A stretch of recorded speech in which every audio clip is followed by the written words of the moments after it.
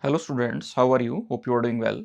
Now the question is, electrons drift with speed Vd in a conductor with potential difference V across its end. If V is reduced to V by 2, their drift speed will become option A Vd by 2, option B Vd, option C 2 Vd and option D 4 Vd.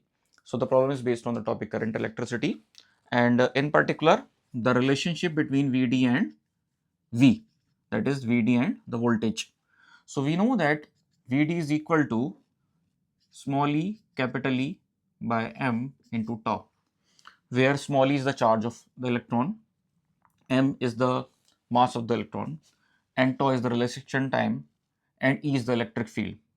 Now we also know that electric field is equal to potential difference upon the distance. So we can place this value here. So Vd is equal to small e capital V upon ml into tau. Now in this way we can see that easily that Vd is directly proportional to capital V. So if the voltage reduces to half, then Vd should also be reduced to half.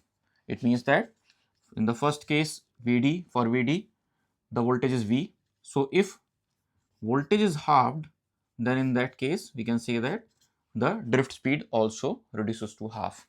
So option A is correct here, Vd by 2.